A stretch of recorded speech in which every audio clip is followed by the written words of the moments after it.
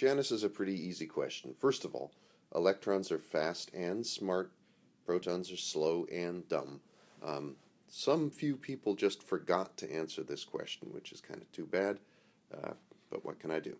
The second question also, we have this interaction that is first attractive and then repulsive, and it forms a bond. We looked at that in a previous unit, Unit 2, and that thing is called the Morse function, or the Morse potential. So that's pretty much leading you toward drawing this thing. So the next question, sketch the energy for H2 plus. We got a single electron as a function of RHH. So we're going to have an energy quantitatively here.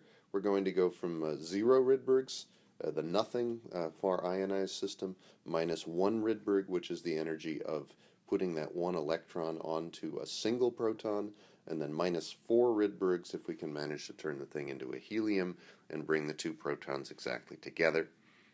Those are the numbers for this. The characteristic distance is given by the Bohr radius again. There's 1 a0. And then the first thing we have is the attractive part of the potential, which is associated with the interaction of electrons and the protons, and especially the interaction where the electron manages to be more or less in between two protons and forming a bond is why the attractive portion goes from basically minus 1 to minus 4 Rydbergs as you begin to get in close to an overlap of a Bohr radius or so, and goes down, starts going down at maybe 2 or 3 times that interaction distance. And then we've got the repulsive part. That's a nuclear repulsion, and that has an energy that's like plus 2 Rydbergs divided by the distance between the two nuclei.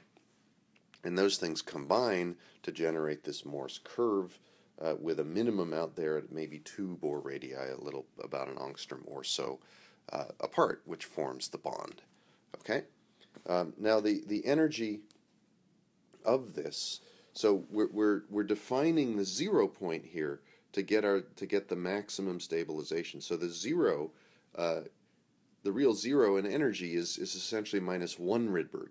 That's infinite separation of the bond. So the binding energy, the largest possible binding energy, is to go from minus 1 Rydberg at infinite separation to minus 4 Rydbergs at if we were somehow able to get the two nuclei to be exactly on top of each other. So the maximum possible binding energy is minus 3 Rydbergs in a situation where there was no nuclear repulsion whatsoever. You can't possibly get any bigger than minus 3 Rydbergs. Okay, so now we want to draw the electronic wave functions here. And we want to locate the two protons. So here's our 2 pluses for the protons, as the question requests. And the two possible forms of the wave function are, one, the symmetric case, where we have the 1SA and the 1SB having the same sign, and the other is to have the 1SA and the 1SB have the opposite sign, so we go up and down like that. And we're drawing this is the value of the wave function along the bond.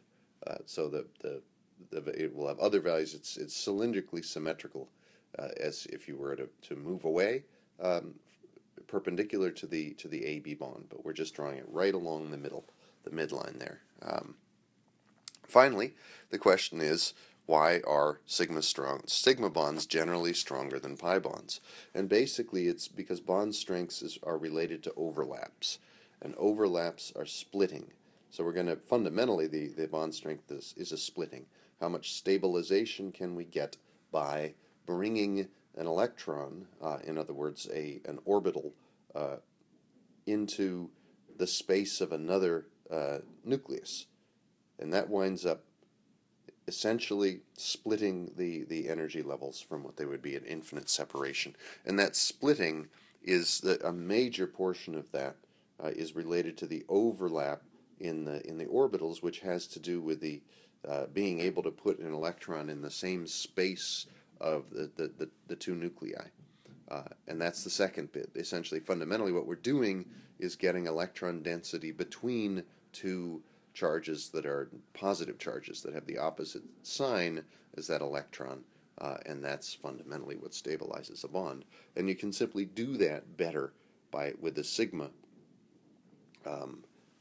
z orbital angular momentum symmetry, because that is putting that electron density maximally toward the other object. It's a simple spatial argument that works pretty well here in quantum mechanics as well.